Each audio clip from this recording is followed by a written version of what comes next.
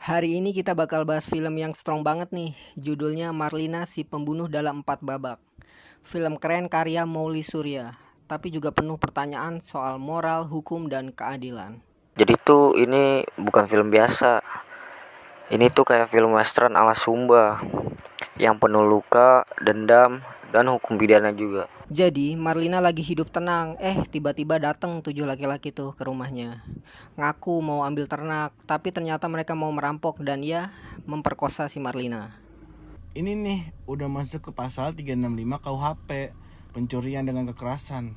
Hukumnya bisa sampai 12 tahun penjara. Lumayan juga lama ya kalau 12 tahun penjara mah. Kalau sampai melibatkan luka berat atau kematian. Dan ini tuh bukan cuma sekedar pencurian biasa sih. Ini tuh udah termasuk perampokan terorganisir. Jadi mereka datang rame-rame nih. Terus dia ngasih ancaman. Terus maksa. Dan ada rencananya juga.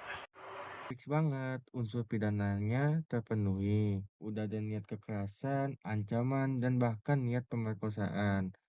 Nah ini bagian paling bikin shock nih. Marlina ngebunuh Markus pas dia lagi telanjang. Udah cekek lagi dan dipenggal juga. Brutal sih, itu mah brutal banget. Tapi katanya self defense. Bisa jadi pembelaan darurat alias nudware. Pasal 49 ayat 1 KUHP. Kalau Marlina membela diri dari ancaman nyata dan langsung, bisa dimaafkan secara hukum. Tapi ada juga sih yang bilang si Marlina ngebunuhnya udah kelewatan batas. Jadi masuk ke pasal 338 KUHP tentang pembunuhan biasa. Ancamannya 15 tahun penjara. Si Marlina bawa kepala Markus naik bis. Kayak orang botas dah, gila dah. Nih di sini nih kelihatan sistem hukum dan sosial nggak bisa ngelindungin perempuan.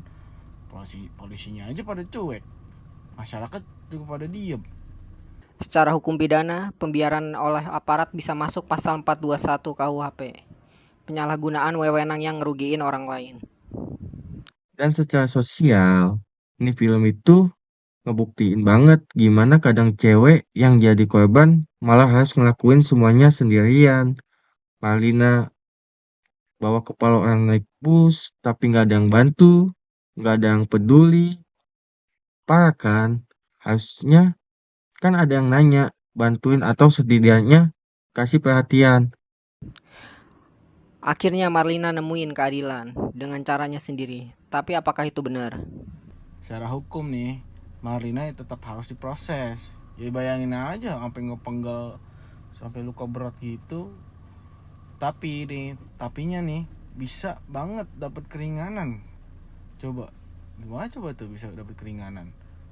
Katanya nih karena faktor-faktor psikis, terus juga ada trauma, terus juga ada keadaan darurat. Apa yang buat dia bikin keadaan darurat coba? Ingat juga pasal 48 KUHP. Orang yang karena daya paksa tidak bisa bertanggung jawab atas perbuatannya. Hukum tuh kadang kayak ngatur di atas kertas doang, tapi lupa kalau yang ngalamin kejadian tuh manusia beneran. Dan Marlina, dia udah capek nungguin bantuan yang nggak datang-datang. Jadi pas dia ngelakuin itu semua, ya menurut gue itu bentuk terakhir dari usaha dia buat bertahan.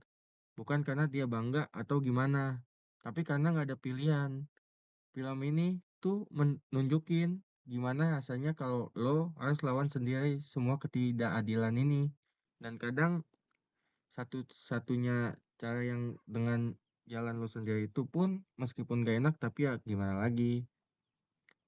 Bedah dari film Marlina nih, si pembunuh dalam 4 babak dari sisi hukum pidana. Pokoknya jangan melakukan mikir-mikir dulu dah, jangan sampai melakukan kayak pembunuhan kayak si Marlina ini. Jadi jangan lupa follow kita dan share ke teman-teman kalian ya guys ya, yang suka film dan hukum.